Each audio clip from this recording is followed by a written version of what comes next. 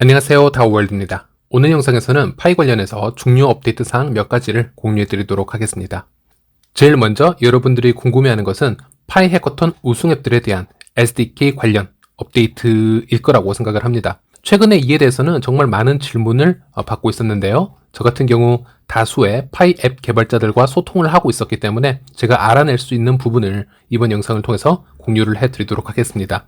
작년 해커톤 우승 앱이었죠. 워크포스 풀의 개발자 정보에 따르면요. 현재 SDK 릴리스는 앱 구축에 필요한 완전한 지불 시스템을 지원하고 있지 않다고 합니다. 그래서 파이 앱 개발자들은 코어 팀의 업데이트 사항을 추가적으로 더 기다리고 있는 중이라고 얘기를 하고 있고요. 좀 더 구체적으로 얘기를 해보자면 앱 자체의 내장 지갑이 생성이 되어야 하고 그 앱의 지갑과 파이오니어 각 개인들의 지갑들이 상호작용을 할 수 있어야 비로소 앱에서 운영할 수 있는 에스크로 시스템이 가능해진다라고 얘기를 하고 있습니다. 만약 앱에서 지원하는 중개 지갑이 존재하지 않는다라고 하면은 파이오니어 개인과 개인의 거래에서 예기치 못한 사건들이 발생할 수 있기 때문에 그래서 이에 대한 추가 업데이트를 기다리는 중이다 이렇게 얘기를 하고 있고요. 타 파이앱 프로젝트 개발자들의 의견을 종합을 해보았을 때도 대략 한두 달 정도 기간을 더 잡아야 되지 않겠냐 이런 얘기를 하고 있는 것을 확인할 수 있었습니다. 그리고 각 프로젝트 개발자들 또는 마케터들과 대화를 하면서 참 흥미로운 이슈도 발견할 수 있었습니다.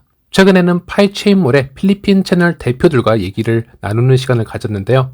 파이체인몰의 필리핀 개발자 및 대표 마케터들이 주안텍스의 설립자인 말빈 갈랑과 컨설턴트 미팅을 가졌음을 밝힌 적이 있었습니다. 이번 미팅의 성사는 필리핀에서 파이체인몰 플랫폼을 통한 거래가 또는 파이코인을 사용한 온 오프라인 상거래가 필리핀 내에서의 암호화폐에 대한 법적 규제와 컨플릭이 서로 생기지 않도록 전문인의 도움을 받기 위해서 성사가 되었다고 합니다. 여기서 마빈 갈랑이라는 인물을 잠시 소개를 해드리자면요. 필리핀 최초의 BIR 인증 디지털 세금 신고 솔루션인 주안텍스의 공동 설립자이고요. 뉴질랜드에 기반을 둔 클라우드 기반 회계 소프트웨어이죠. 제로의 수석 고문이기도 하였습니다. 말빈 갈랑은요. CNN 필리핀과 여러 미디어에서도 공식적으로 출연을 해주면서 필리핀 주요 세법과 차세대 회계 관련 기술에 대해서 얘기를 함에 있어서 아주 큰 영향력이 있는 전문인으로 평가를 받고 있습니다. 여기서 아주 재밌는 것은 이 마빈 갈랑 또한 바로 파이코인을 채굴하고 있는 파이오니어라는 부분이라는 것입니다. 이에 관련된 사실은 이미 필리핀 미디어에서도 노출이 된 상태였고 그도 똑같이 현재 KYC 통과를 기다리고 있는 중이다 이렇게 확인을 할 수 있었는데요. 그래서 이 자리에 참석을 하였던 필리핀 파인체인몰 마케터와 직접 연락을 취해서 이 부분을 확인을 해보았고요. 이에 대한 모든 이슈들은 사실이 맞다라는 것을 직접 확인을 해볼 수가 있었습니다. 그리고 거기서 끝이 나지 않고 이 마빈 갈링을 필리핀 파이체인몰의 보드 멤버로 위임하기 위해서 현재 모두가 노력 중이라는 얘기도 같이 전해 들을 수 있었습니다. 자, 이 모든 것들이 계획대로 진행이 되어서 필리핀 내에서 파이코인의 사용이 좀 더 구체화가 되고 미디어에 노출이 될 수 있는 아주 좋은 계기가 되었으면 합니다. 그리고 최근에는 파이체인몰이 필리핀 내에서 상대적으로 아주 큰 영향력을 행사하고 있는데요. 그 이유 중 하나는 바로 비즈니스 퍼밋 관련 때문이지 않을까 이렇게 생각을 해보고 있습니다. 비교를 위해서 잠시 필리핀 내 다른 프로젝트를 예로 들어볼 경우에는 필리핀의 트리니티 프로젝트 대표 마이크와 얘기를 해본 결과 이 파이 앱을 시작하기 앞서서 가상자산 서비스 허가증인 VASP가 필요하고 그 후에 비로소 파이코인 관련 앱 비즈니스를 시작할 수 있을 것이다. 저번 영상에서 이런 설명을 해드린 적이 있었습니다. 파이 200몰 같은 경우에는 이런 프로세싱의 문제로 애초에 프로젝트 자체를 포기하는 사건도 발생하였었고요. 반면에 이 파이체인몰은 홍콩 헤드쿼터의 비즈니스를 기반하고 있기 때문에 필리핀에서 따로 VASP 허가증을 발급받아야 되는 즉 까다로운 절차를 뛰어넘고 이를 바로 진행할 수 있는 장점이 있었다고 합니다. 그래서 파이체인몰이 필리핀 마켓 관련 앱 중에서도 가장 유리한 조건을 가진 상태로 생태계 확장을 해 나갈 수 있는 것이 아닌가 조심스럽게 예상해 볼 수 있었습니다. 그리고 이 파이체인몰 또한 코어팀의 추가 SDK 업데이트를 기다리고 있다고 합니다. 이 부분을 추가적으로 알려드리겠고요. 이 첫 번째 주제를 이제 요약을 해드리자면 SDK 관련해서는 코어팀의 오피셜 공지가 나오지 않은 상태이고 완벽하게 업데이트가 진행이 되지 않은 상태이기 때문에 아직도 개발 중이다라고 생각을 하시면 되겠고요. 여러분 또한 여기에 대해서 시간을 좀 더 가지고 느긋하게 기다려보시길 바라겠습니다. 지금 이렇게 보시다시피 업데이트 관련해서는 긍정적인 신호들과 인내를 더 필요로 하는 신호들이 복합적으로 얽혀 있다는 것을 확인해 볼 수 있었습니다. 제가 이 표를 한번 보여드리려고 하는데요. 바로 현재 시장에서 파이의 기대치 상황을 좀 더 구체적으로 확인해 볼 수 있는 바로 구글 트렌드 차트를 한번 가지고 와봤습니다. 구글 트렌드를 통해서 파이 네트워크를 검색을 해보시면요. 이렇게 보시는 것처럼 차트는 파이 네트워크라는 프로젝트가 시작되면서부터 현재까지 구글에서 웹 검색이 된 수를 시간순에 따라 차트화 시킨 것이라고 이해를 하시면 되겠습니다. 당연히 파이 네트워크에 이슈가 많아지면요, 전체적으로 파이 네트워크 관련 앱 검색이 많아질 것이고, 따라서 신규 유저 수의 유입이 비례해서 증가하는 상황이 발생할 수도 있습니다. 그 반대 상황이 되면은 파이 관련 웹페이지에 트래픽이 줄어드는 상황이 발생할 것이고요, 신규 유저 수의 유입도 비례적으로 감소 추세로 나올 텐데요. 작년 초에는 테스트넷과 지갑이 출시가 되면서 파이 네트워크의 실제 기술이 표면으로 드러나는 시기가 있었습니다. 그때는 정말 많은 분들이 관심을 가져주셨고, 파이 테스트넷으로 테스팅 거래만 하루에 100만 건 이상이 일어날 정도로 엄청난 열기가 있었죠. 당연히 구글 트렌드의 수치에서도 가장 높은 수치를 보여주고 있었습니다. 그리고 다시 대중의 관심이 좀 더 수그러드는 타이밍이 있었고요. 작년 7월달, 8월달쯤에는 해커톤 이벤트가 시작이 되면서 또다시 대중들의 관심도가 급증하는 시기가 왔었습니다. 그리고 해커톤 이벤트가 끝이 나고 다시 잠잠해졌다가 연말에 백서 업데이트와 메인넷과 KYC가 시작되는 시점들이 예고가 되면서 대중들의 관심도가 차츰 다시 올라가게 되었습니다.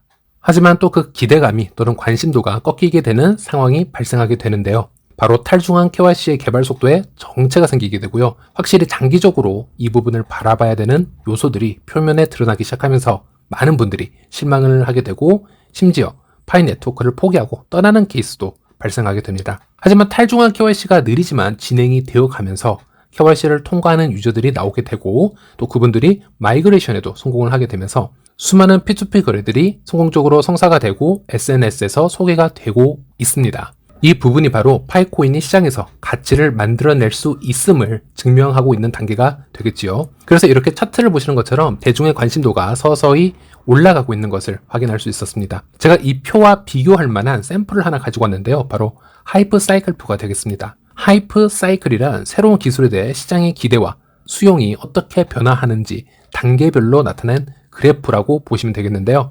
보시는 것처럼 처음에는 혁신의 단계로 시작을 해서 기대 정점의 단계가 존재하고요. 그 다음 환멸의 단계가 찾아오게 됩니다. 그 다음 깨우침의 단계, 또 그 다음에는 생산 안정화의 단계가 온다라고 지난 영상에서 몇 번 말씀을 드린 적이 있었습니다. 물론 이 사이클 또한 상대적인 부분이 상당히 많습니다. 항시 적용이 되는 것은 아니니 하나의 참고 자료로만 사용을 해주시면 될 것 같고요. 이제는 파이가 실제 거래가 되는 단계로 첫 걸음을 내디뎠기 때문에 하이프 사이클 상에서는 깨우침의 단계나 생산 안정화의 단계에 이미 들어서고 있다고 생각을 하고 있습니다. 그래서 가능하다면 이 시점에서 더 환멸의 단계로 떨어지지 않고 점차적으로 우상향 그래프를 만들어 줬으면, 이런 생각을 해보았습니다.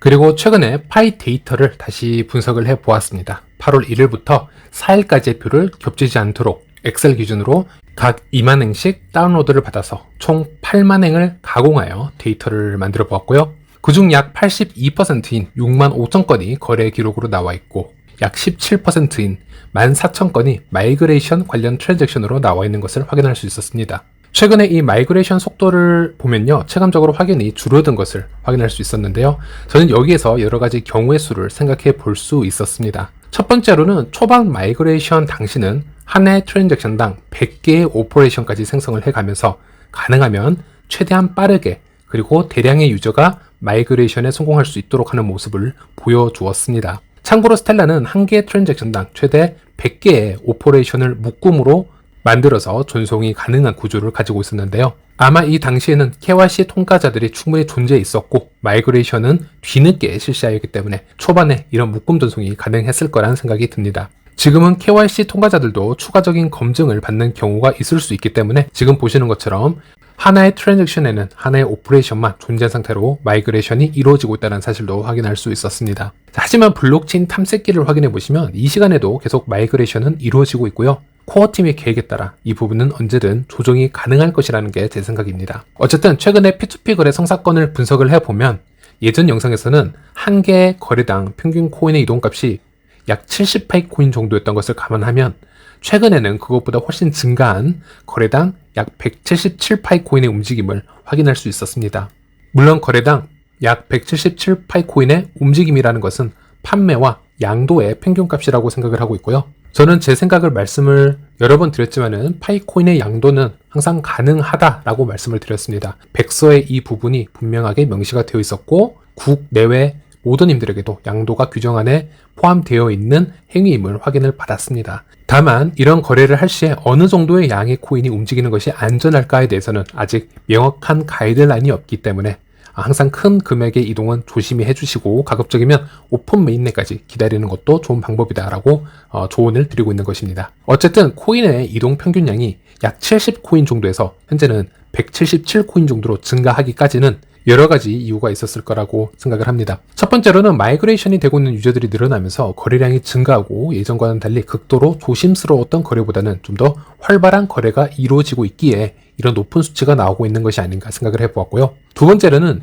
이 177 파이코인에는 우리가 속지 말아야 할 함정의 수치도 존재함을 저번 영상에서 설명을 해드렸습니다. 이번에도 확인을 해보니 수많은 매집 세력이 존재하는 것을 확인할 수 있었고, 이번에는 하나의 트랜잭션에 약 15,000 파이코인이 한 번에 움직이는 모습도 포착이 되었습니다. 저번 영상에서 최대치가 5,000 파이코인 정도로 나왔었는데요. 일주일이 지나서 훨씬 더 큰 금액으로 증가되어 움직이는 것을 볼 수 있었고, 이 수치들을 추적을 해보면 분명히 덤핑되는 파이코인을 지속적으로 매집하고 있고 여러 지갑으로 자금 세탁을 해서 움직이고 있는 것이 아닐까, 이런 예상을 해볼 수가 있었습니다. 이런 상황이 지속되면 거래당 평균 코인의 이동 수치는 당연히 커질 수밖에 없을 것이고요. 미래에는 아마 이것보다 훨씬 더 큰 수치의 코인들이 한 번에 이동되는 사태도 발생할 것이라고 생각을 합니다. 이번에도 간단하게 지갑 주소를 추적을 해보았는데요. 예를 들어서 이 지갑 주소 같은 경우는 이렇게 많은 지갑으로부터 코인을 전송을 받았으며 이 데이터에서만 확인되는 양이 무려 18만 파이코인이 되고 있습니다. 이 또한 저번 주에 분석을 해드렸던 매집 물량을 훨씬 뛰어넘는 양으로 나오고 있습니다. 물론 이 18만 코인의 대부분은 또다시 다른 지갑으로 분산되어 이동되고 있기 때문에 이런 현상에 대해서는 좀 더 디테일한 모니터링이 필요할 것이라는 생각을 하고 있고요. 만약 나름 정당한 비즈니스를 진행을 하고 있고 그것이 확인될 수 있다면 이만큼의 파이코인을 덤핑하고 있는 파이오니어들에게 안타까운 마음을 전하고 싶기도 합니다. 또 한편으로는 좀 더 냉정하게 이 현상을 바라보자면 이 좁은 시장에서도 개미 물량은 털리고 있고 어떤 매집 세력으로 손바뀜이 되고 있다는 것은 한 자산의 가격이 상승하기 위한 필수 조건을 만들어가는 것이 아닌가, 이렇게도 생각해 볼 수 있었습니다. 그런 관점에서 이 파이코인의 대거 이동을 분석을 해본다면 어쩌면 아주 자연스러운 시장 현상이지 않을까, 이렇게 평가할 수 있는 부분이라고 생각을 하게 되네요. 네, 오늘은 여기까지입니다. 다음 시간에 다시 찾아뵙도록 하겠습니다. 시청해 주셔서 감사합니다.